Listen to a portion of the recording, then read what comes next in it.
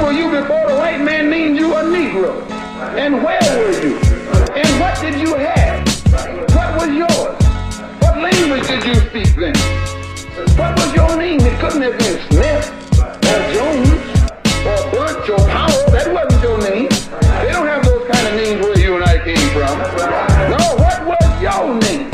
And why don't you now know what your name was then? Where did it go?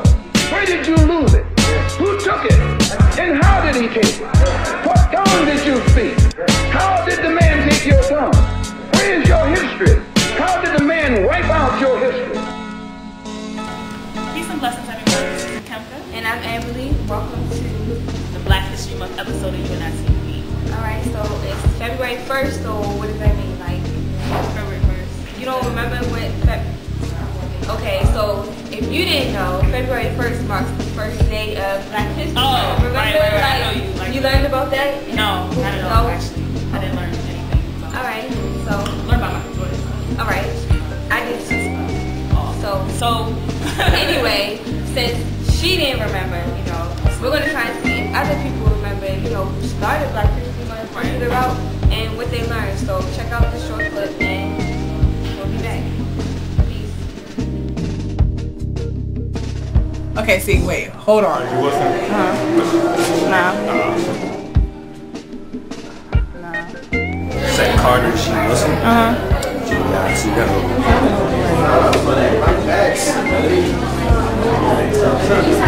The guy with the traffic light. Do I know who he is? Carter G. Woodson. I know the name, but I don't know who he is.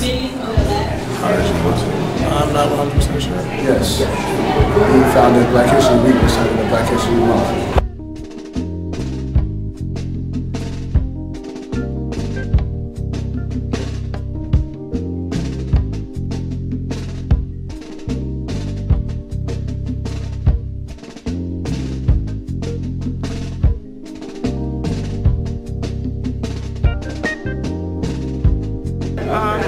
I don't remember the year, but I know it started off like Black History Week and it evolved more. Now I don't know what year it is actually. So when was it established? Yeah. Honestly, I don't know. I would say probably around the late 60s, early 70s. But I really don't know when it was established. Like 70s. 1926. Well, I know Black History Month started as Negro History Week. Somewhere along the line it was expanded to Negro History Month and then became Black History Month.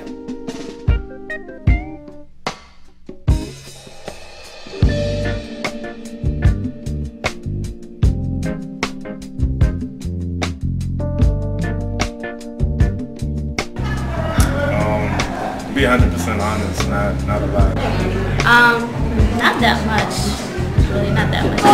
Because I don't know a lot. There's a lot of things I still don't know. We really didn't do nothing, to be honest. We had like no announcements on the intercom about like this person for the day, stuff like that. But we didn't really have nothing really special. I went to a predominantly black high school anyway, but we didn't really do anything. That's all. I remember maybe elementary school, I went to a predominantly black institution, black school. So we learned a lot about Martin Luther King, the usual neighborhoods and parks. But as I got higher and higher in my education, middle school, high school, we started learning less and less programming related to Black history. So that's about it. In grade school and high school, I would definitely say I wasn't taught that much. It was probably just like one unit, like 2 or 3 weeks. But now that I've been in college and had the opportunity to like choose the classes that I want to take and what I want to take from my African American Studies classes, I've definitely learned a lot more. How much? Not that much, because the questions you're asking me, I don't really know that. I wish that we would have had like actually a Black history class. Like we had like European history, U.S. history, American government. American government was cool, but I wish that we had like an African American history class, so I would have more knowledge. I learned about George Washington Carver, and like basically all his contributions, like he's made like over 300 like different things. Probably Martin Luther King Jr. There were a couple others that I've like learned from that I've like learned like since college. had like impact that like kind of equaled him or like kind of rivaled his, but in high school was Martin Luther King Jr. Mostly about Martin Luther King Jr., Rosa Parks, Malcolm X, and anything else that I learned was pretty much on my own. So pretty much grade school, they focus on like pretty much 3 to 5 certain people, and everybody else is just another black face to them. So, I learned about Kwame Nkrumah, and I learned about Harriet Tubman.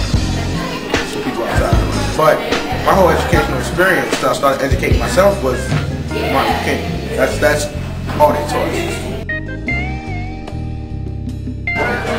He just thought it wasn't necessary to put in there. Not that it was right, but that's probably how they were thinking. Well, I think to an extent it's left out of our textbooks just because society as a whole doesn't really view it as American history yet. It is viewed as something different and separate. That's a really good question. I really don't have an answer for that. I don't know. But I wish that maybe I would have tried to take it to the city, I'm from Baltimore City, like take it to the city and try to enforce some type of Black history curriculum for the public schools. I think that a lot of the ways in America they kind of make this divide between what America is and like all these denominations. That's why, you know, for instance, the white person is American, but like if you're Black, Hispanic, or Latino, you're this American, Latino American, African American, you're Hispanic American. But it's just that divide between what's considered America and what's kind of, you know, asterisk. Well, he who controls the media controls the mind of the people. So a lot of things were swept under the rug. They didn't want us to know a lot of things because ignorance to me is the first step to oppression.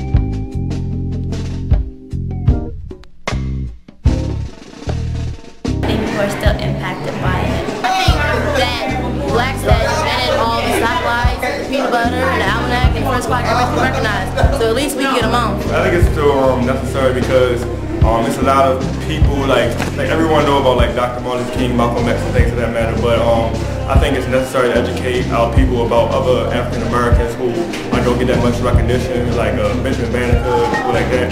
So I think it's very necessary still because a lot of African Americans don't know about our history. Not really sure. I still don't think it was necessarily needed for Black History Month.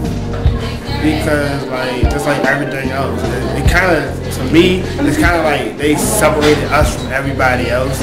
Like you get, so it's like I get the implication that you have Black History Month 1 month and 11 months go to white people. Black History Month is significant to me because there's a divide between what's considered like general American history and what's considered Black history. So there's another side to the story that needs to be told.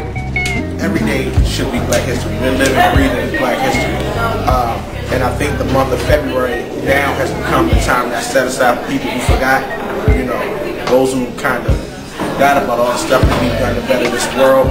It's that time for them to reflect on people who've actually done something to make a difference. So every day should be a celebration of Black history. Black History Month is significant today, but the only issue is it needs to be expanded because 1 month isn't going to give us enough time to learn about our own culture. Very significant, but I think it shouldn't be just limited to a month. It should be limited to it should be a year. It should be celebrating Black history and all history. All Black history is American history, as well as history. It should get just as much significance as any other type of history or any other form of history. So it should be celebrated 365. But because it's not, I think Black History Month is still significant.